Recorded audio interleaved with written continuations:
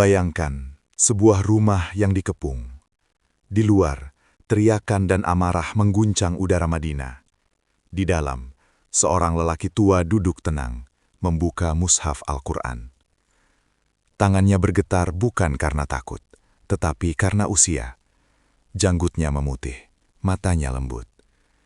Ia bukan prajurit yang sedang menghunus pedang. Ia tidak berdiri di balik benteng. Ia tidak memanggil pasukan untuk melindunginya. Ia memilih duduk, membaca firman Allah.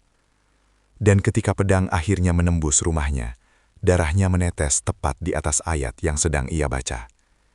Dialah Uthman bin Affan, sahabat Nabi, khalifah ketiga, pemilik dua cahaya.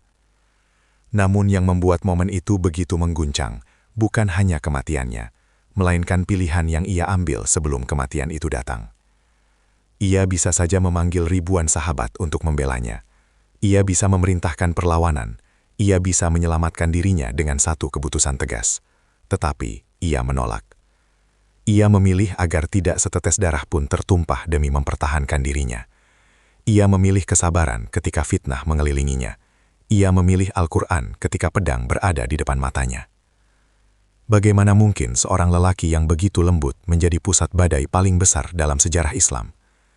Mengapa ia tetap tenang saat orang-orang yang pernah ia tolong justru mengepung rumahnya?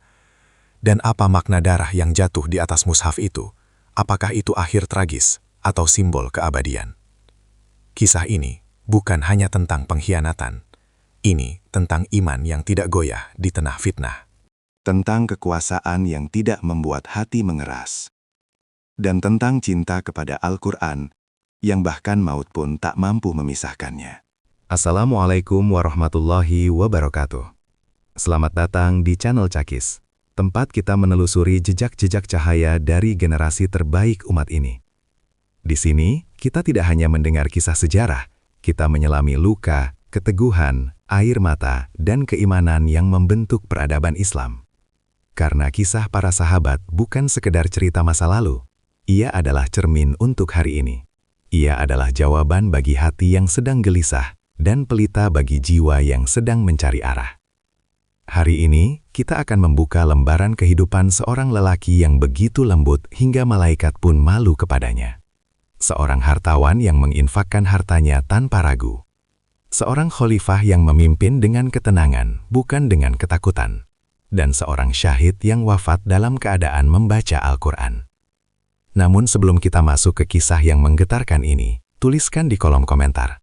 Anda menonton dari kota mana hari ini?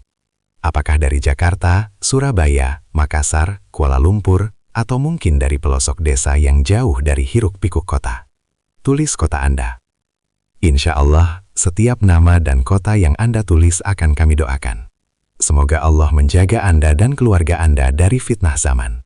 Semoga Allah lapangkan rizki Anda, kuatkan iman Anda, dan jadikan setiap detik Anda menyimak kisah ini sebagai amal jariah yang terus mengalir.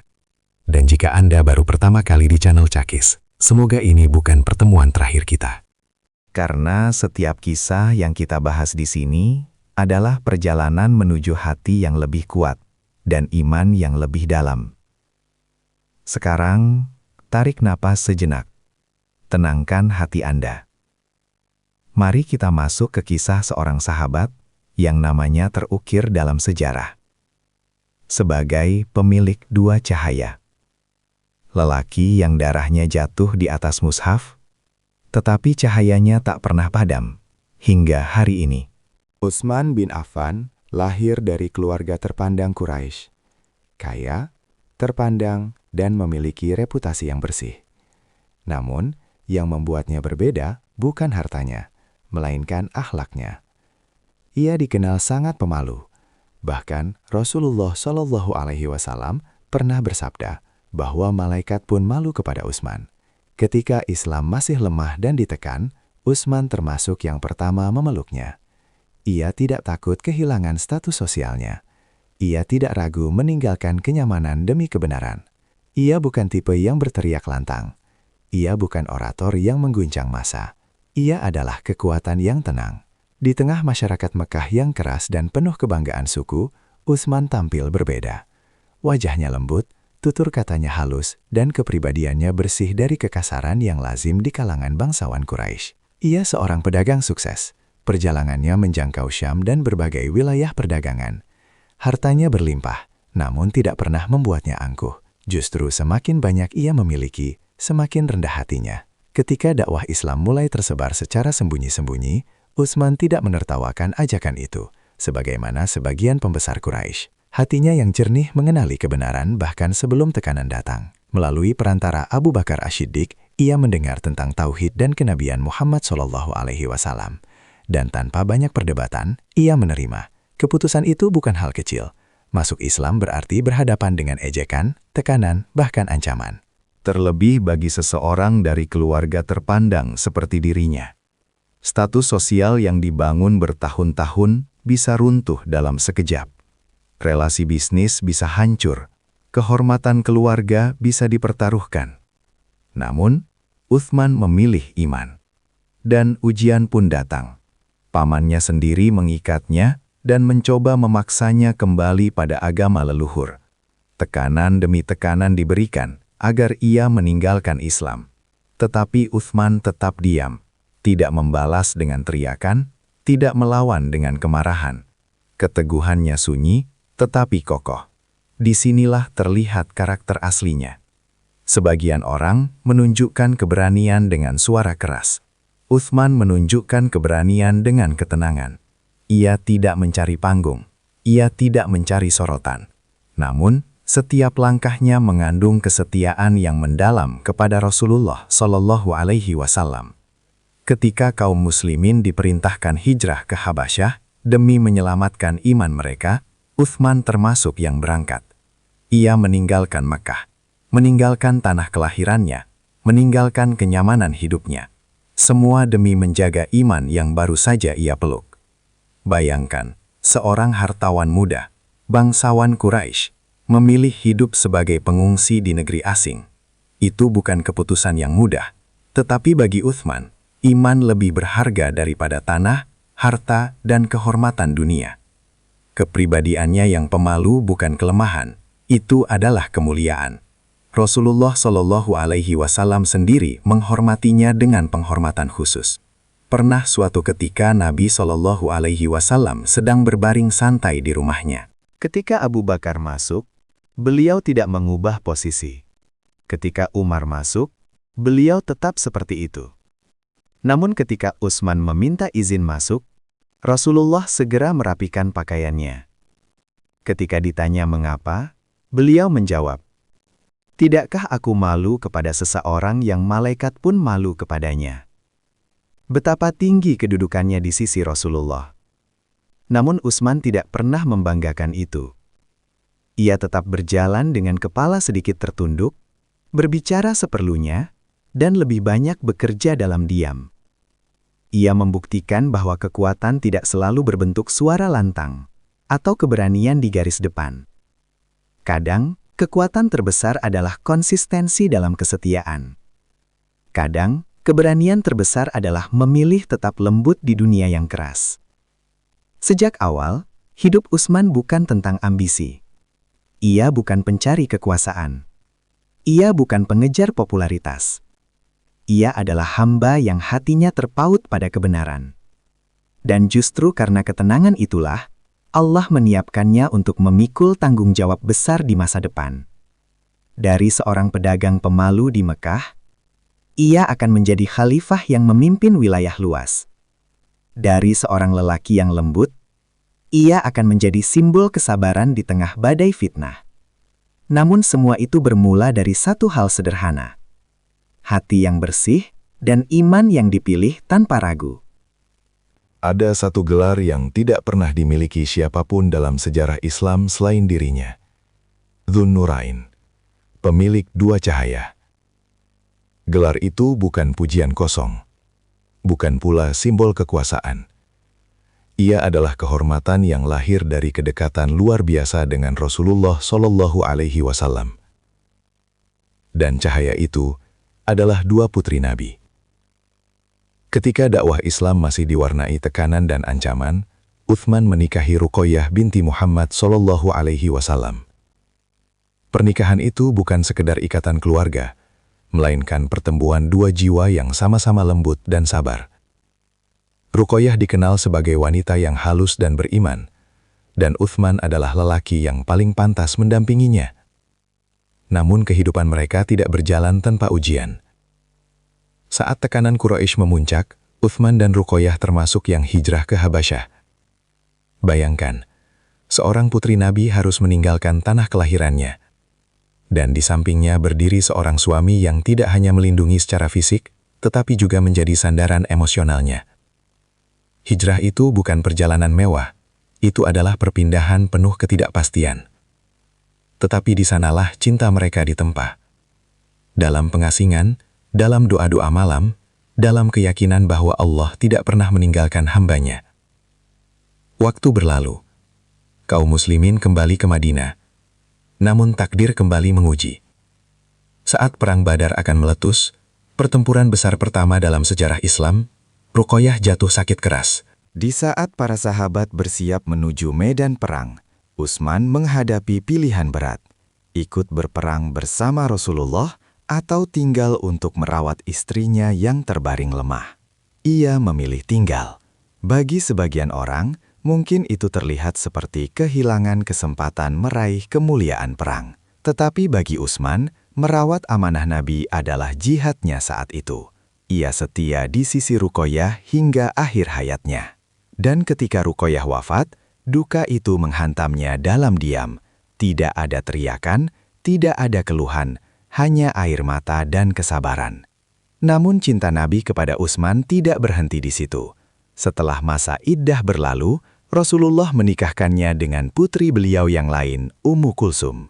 Disinilah sejarah mencatat sesuatu yang belum pernah terjadi sebelumnya dan tidak pernah terulang setelahnya. Seorang lelaki menikahi dua putri Nabi secara berturut-turut. Itulah sebabnya ia disebut Dzun Nurain, pemilik dua cahaya. Tetapi gelar itu bukan sekedar simbol kehormatan, ia adalah amanah besar. Bayangkan hidup dalam rumah tangga yang begitu dekat dengan Rasulullah. Setiap langkah, setiap sikap, setiap kata, menjadi cerminan akhlak Islam itu sendiri. Utsman menjalaninya dengan ketundukan dan rasa hormat yang mendalam. Ia tidak pernah memanfaatkan kedekatannya dengan Nabi untuk mencari posisi atau keistimewaan dunia. Justru semakin dekat ia dengan keluarga Nabi, semakin rendah hatinya. Ketika Ummu Kulsum pun wafat, kesedihan kembali menyelimuti hidupnya. Dua cahaya yang pernah menerangi rumahnya, kini telah kembali kepada Allah. Namun, Utsman tidak pernah memprotes takdir. Ada riwayat bahwa Rasulullah SAW bersabda, "Seandainya aku memiliki putri yang ketiga, niscaya akan aku nikahkan dengan Utsman." Kalimat itu bukan hanya penghiburan, itu adalah pengakuan atas akhlak dan kesetiaan Utsman. Di balik ketenangannya, ada hati yang sangat dalam. Di balik sifat malunya, ada cinta yang begitu tulus.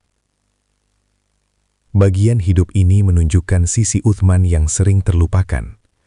Ia bukan hanya khalifah, bukan hanya dermawan, bukan hanya pemimpin. Ia adalah suami yang setia, lelaki yang menjaga amanah cinta dengan kehormatan. Dan justru dari rumah tangga yang penuh cahaya itulah, Allah menyiapkan dirinya untuk ujian-ujian yang jauh lebih besar di masa depan. Karena seseorang yang mampu menjaga cinta dengan amanah, akan diuji pula dengan kekuasaan dan fitnah. Dan perjalanan Utsman belum selesai. Cahaya itu akan membawanya ke medan pengorbanan yang lebih luas, bukan lagi di dalam rumah, tetapi di tengah umat. Jika sebagian orang mengukur kekayaan dengan seberapa banyak yang bisa ia simpan, maka Utsman bin Affan mengukurnya dengan seberapa banyak yang bisa ia lepaskan. Di Madinah, kaum muslimin pernah menghadapi krisis air. Sumur Raumah adalah salah satu sumber air terbaik, tetapi dimiliki seorang Yahudi yang menjualnya dengan harga mahal. Umat kesulitan, air menjadi komoditas langka. Rasulullah SAW bersabda, "Siapa yang membeli sumur Raumah lalu menjadikannya untuk kaum muslimin, Baginya surga. Kalimat itu menggantung di udara. Tidak semua orang mampu melakukannya. Harga sumur itu sangat tinggi. Namun, Utsman tidak menunggu lama. Ia mendatangi pemiliknya, bernegosiasi, dan akhirnya membeli sumur tersebut dengan harga besar, lalu langsung mewakafkannya untuk umat. Air yang dulu harus dibeli, kini mengalir bebas untuk siapa saja. Ia tidak mengumumkan jasanya, tidak memasang namanya di atas sumur itu. Ia hanya ingin surga. Dan itu bukan satu-satunya. Ketika perang Tabuk akan terjadi, kondisi kaum muslimin sangat sulit. Panas terik membakar pasir, logistik terbatas, kendaraan perang minim. Rasulullah Shallallahu Alaihi Wasallam bersabda, meminta kaum muslimin untuk berinfak demi membiayai pasukan. Orang-orang datang dengan apa yang mereka punya. Ada yang membawa segenggam kurma, ada yang hanya bisa menangis karena tak mampu memberi. Lalu Utsman berdiri. Ia menyumbang 100 unta, lengkap dengan perlengkapannya. Kemudian menambah 100 lagi, lalu 100 lagi. Total 300 unta lengkap, ditambah emas dalam jumlah besar. Rasulullah sampai bersabda, tidak ada yang membahayakan Utsman setelah hari ini. Bayangkan pujian itu, seolah seluruh pengorbanannya telah menjamin keselamatannya di hadapan Allah. Tetapi yang membuat kisah ini lebih dalam, bukan hanya jumlah hartanya, melainkan cara ia melepaskannya. Utsman tidak pernah terlihat berat ketika memberi. Tidak ada wajah terpaksa, tidak ada hitung-hitungan dunia.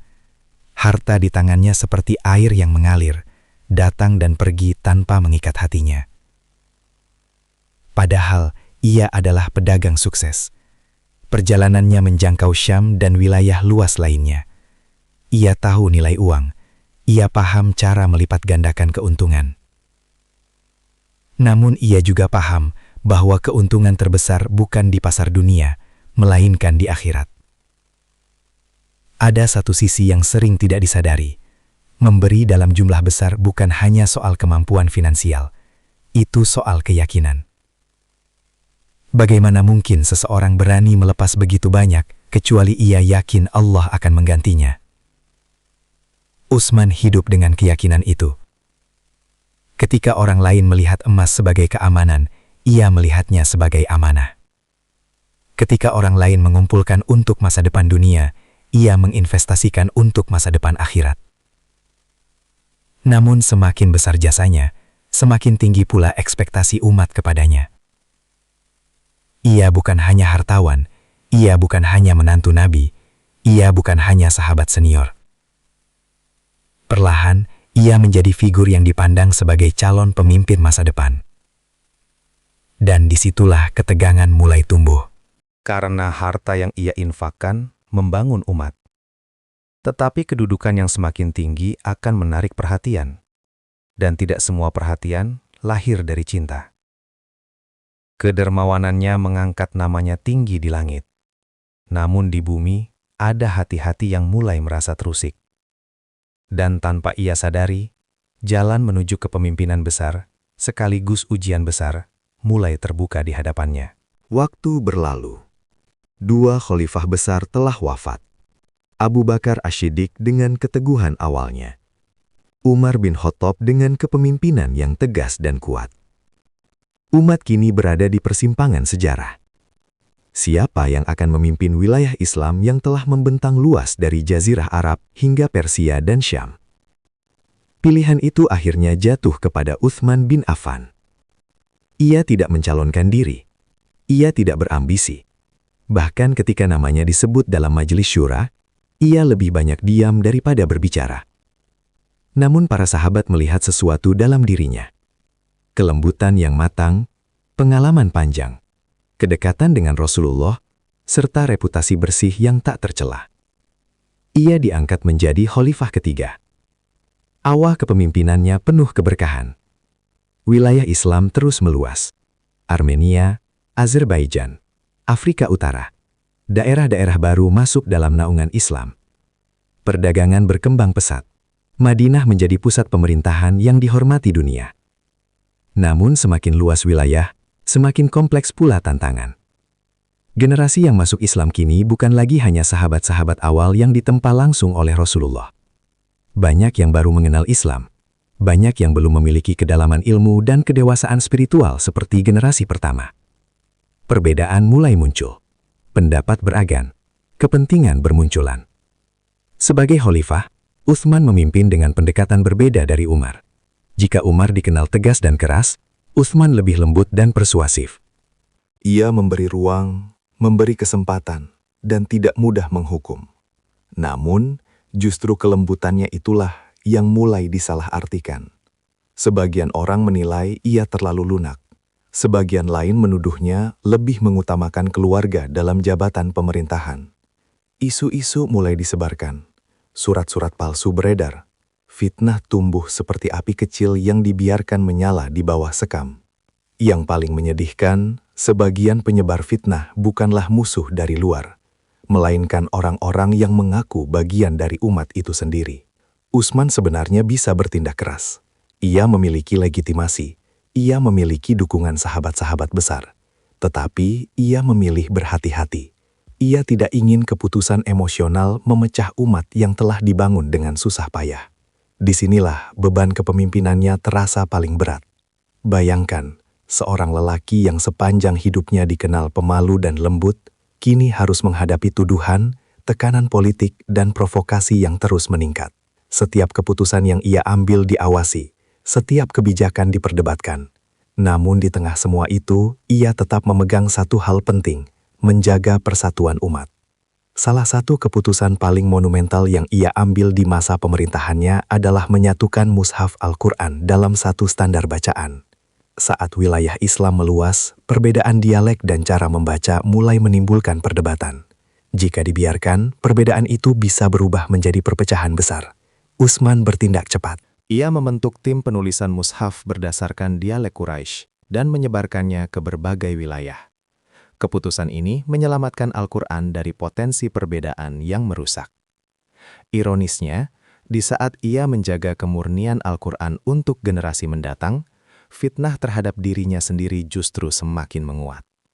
Gelombang itu semakin besar. Kota-kota mulai bergolak.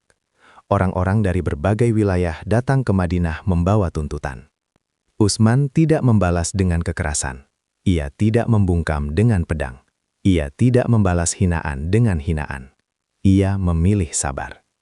Namun kesabaran seorang pemimpin di tengah badai bukanlah tanda kelemahan, melainkan pilihan yang sadar akan konsekuensi. Dan badai itu belum mencapai puncaknya.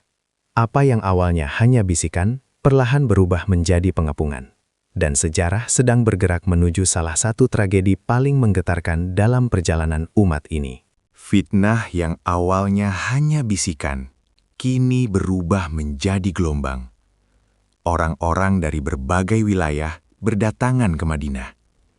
Mereka membawa tuntutan, kemarahan, dan tuduhan yang sebagian besar dibangun di atas kabar yang dipelintir. Rumah Utsman bin Affan mulai dikepung. Hari demi hari, jumlah mereka bertambah. Teriakan terdengar dari luar. Tekanan meningkat. Madinah yang dulu tenang, kini terasa mencekam. Para sahabat besar tidak tinggal diam.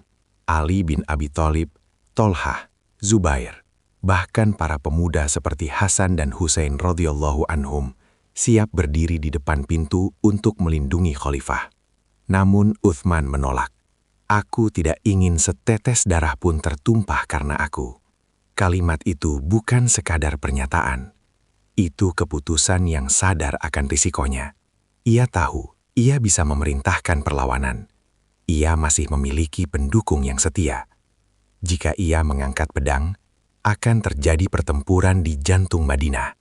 Tetapi ia tidak ingin kota Rasulullah ternodai pertumpahan darah akibat mempertahankan dirinya. Hari-hari pengepungan berjalan berat. Air mulai sulit didapatkan. Ironisnya, sumur yang dulu ia beli dan wakafkan untuk umat, kini tidak bisa ia akses dengan bebas. Seorang khalifah yang pernah menginfakkan ratusan unta untuk jihad, kini haus di rumahnya sendiri. Namun ia tidak mengeluh. Di dalam rumah, suasana berbeda dengan kegaduhan di luar. Utsman memperbanyak tilawah. Ia memperpanjang sholatnya. Ia menghabiskan waktu bersama mushaf. Beberapa riwayat menyebutkan bahwa ia pernah bermimpi bertemu Rasulullah yang berkata bahwa ia akan berbuka bersama beliau. Utsman memahami isyarat itu. Ia tahu akhir hidupnya semakin dekat. Para sahabat yang setia memohon agar ia mengizinkan mereka bertempur membela dirinya. Mereka tidak rela melihat khalifah yang lembut itu diperlakukan demikian. Namun Utsman tetap menolak. Aku tidak ingin menjadi orang pertama yang membuka pintu pertumpahan darah di antara umat Muhammad. Bayangkan kedalaman kalimat itu. Ia bukan hanya memikirkan keselamatannya, ia memikirkan generasi setelahnya. Ia khawatir jika ia memulai perang saudara, maka luka itu akan membekas sepanjang sejarah. Sementara di luar, provokasi semakin tajam. Tuduhan diperkeras, emosi dipanaskan. Rumah itu kini bukan sekedar bangunan. Ia menjadi simbol. Apakah kekuasaan akan dipertahankan dengan kekuatan atau dilepaskan demi persatuan? Utsman memilih yang kedua. Di malam-malam sunyi, mungkin ia teringat perjalanan hidupnya. Dari pedagang pemalu di Makkah, menjadi menantu Nabi, menjadi hartawan dermawan, lalu menjadi khalifah yang memimpin wilayah luas. Kini ia duduk sebagai lelaki tua yang menunggu takdir dengan mushaf di tangan. Tidak ada benteng, tidak ada pasukan, hanya iman. Dan badai itu belum selesai. Pengapungan semakin mendekati titik yang tak bisa lagi ditahan. Pintu rumah itu akan segera ditembus. Dan sejarah akan mencatat pilihan terakhir seorang khalifah yang lebih memilih syahid daripada memecah umat. Hari itu datang tanpa aba-aba panjang. Pengepungan yang berminggu-minggu menekan rumah Utsman bin Affan akhirnya mencapai puncaknya. Pintu didobrak, teriakan memecah udara. Langkah-langkah kasar berlari memasuki rumah seorang khalifah yang sudah rentah. Di dalam, suasana justru berbeda. Tidak ada pedang terhunus di tangan tuannya. Tidak ada pasukan berjaga. Hanya seorang lelaki tua duduk di hadapan mushafnya. Ia sedang membaca. Bayangkan kontrasnya. Di luar, amarah, kebencian, fitnah yang menumpuk. Di dalam, lantunan ayat-ayat Allah yang tenang. Istrinya, Naila, berdiri di dekatnya. Ia tahu bahaya sudah di depan mata. Beberapa sahabat muda sebenarnya masih bisa bertahan dan melawan, tetapi Utsman telah melarang mereka. Ia bahkan memerintahkan sebagian penjaga untuk pulang, agar tidak ada darah yang tertumpah demi membelanya. Aku tidak ingin bertemu Allah dengan membawa darah seorang muslim. Begitu tekadnya. Para pemberontak menerobos masuk. Sebagian masih ragu melihat sosok tua itu. Namun kebencian yang telah dipupuk terlalu lama membuat hati mereka keras. Utsman tidak berdiri untuk melawan. Ia tidak berteriak membela diri. Ia tetap membaca. Beberapa riwayat menyebutkan ayat yang sedang ia baca berbicara tentang janji Allah dan kecukupannya bagi orang-orang beriman, seolah ayat itu menjadi jawaban atas situasi yang sedang ia hadapi. Pedang pertama terayun. Naila mencoba melindunginya dan jarinya terluka. Darah mengalir. Namun Utsman tetap duduk. Kemudian serangan berikutnya datang. Tubuh renta itu tak lagi mampu menahan. Darah mengalir dari lukanya. Dan tetesan itu jatuh tepat di atas mushaf yang sedang ia baca. Darah seorang khalifah. Darah seorang sahabat Nabi. Darah seorang lelaki yang sepanjang hidupnya membela Al-Quran. Ironisnya begitu dalam. Ia adalah orang yang menyatukan mushaf agar umat tidak berselisih. Ia yang memastikan bacaan Al-Quran tetap satu. Dan kini, ia wafat dengan mushaf di pangkuannya. Seolah hidupnya berputar kembali ke titik paling murni. Firman Allah. Ia tidak mati di medan perang. Ia tidak gugur dalam duel pedang. Ia syahid dalam keadaan membaca Al-Quran. Bagi dunia itu mungkin terlihat sebagai tragedi. Namun bagi langit, itu adalah kemuliaan. Rasulullah Shallallahu Alaihi Wasallam pernah mengabarkan bahwa Utsman akan menghadapi ujian besar dan akan dizolimi. Bahkan Nabi pernah menasehatinya bahwa jika orang-orang ingin mencopotnya dari jabatan, ia tidak perlu melepaskannya selama ia di atas kebenaran. Dan hari itu menjadi bukti nubuah tersebut. Tubuhnya terbaring. Rumahnya sunyi setelah amarah itu pergi. Madinah gemetar. Para sahabat yang mendengar kabar itu menangis. Mereka tahu bahwa bukan hanya seorang khalifah yang wafat, tetapi sebuah era kelembutan dan kesabaran telah berakhir. Namun kematiannya bukan akhir dari kisahnya. Darah yang jatuh di atas mushaf itu menjadi simbol yang tak pernah hilang dari sejarah. Simbol bahwa ia lebih memilih bersatu dalam iman daripada menang dalam pertumpahan darah. Simbol bahwa kekuasaan tidak sebanding dengan keselamatan umat. Utsman bin Affan wafat sebagai syahid, bukan dengan pedang di tangan, tetapi dengan kalam Allah di hadapan matanya. Dan dari tragedi itu, umat belajar bahwa fitnah bisa membunuh jasad, tetapi tidak pernah mampu memadamkan cahaya iman. Wafatnya Utsman bin Affan bukan hanya kehilangan seorang khalifah. Itu adalah titik balik dalam sejarah umat. Sejak hari itu, pintu fitnah benar-benar terbuka. Luka yang sebelumnya berupa bisikan, kini berubah menjadi perpecahan yang nyata. Namun, di balik tragedi itu, ada warisan yang jauh lebih besar daripada kekuasaan yang hilang. Utsman mungkin terbunuh, tetapi keputusan besarnya menyatukan mushaf Al-Quran, menyelamatkan umat sepanjang zaman. Mushaf yang hari ini kita baca, dengan susunan dan standar yang sama di seluruh dunia, adalah hasil keberanian dan visi jauhnya. Bayangkan jika saat itu ia tidak bertindak. Perbedaan dialek dan bacaan bisa berkembang menjadi konflik besar. Tetapi Utsman melihat lebih jauh dari zamannya. Ia menjaga Al-Quran agar tetap satu, sebagaimana umat seharusnya tetap satu. Ironisnya, ia wafat karena fitnah, tetapi warisannya menjaga umat dari fitnah yang lebih besar. Ia tidak dikenang sebagai penguasa yang jatuh. Ia dikenang sebagai lelaki yang lembut, pemalu, dan dermawan. Ia dikenang sebagai menantu Nabi. Ia dikenang sebagai Dzun Nurain. Ia dikenang sebagai syahid di atas mushaf. Dan mungkin inilah pesan terbesarnya. Kekuatan sejati bukan pada kerasnya tangan, tetapi pada keteguhan hati. Utsman tidak membalas kebencian dengan kebencian. Ia tidak membela diri dengan pedang. Ia memilih bertemu Allah dengan tangan bersih dari darah sesama muslim. Dunia mungkin melihatnya sebagai kekalahan, tetapi langit mencatatnya sebagai kemenangan.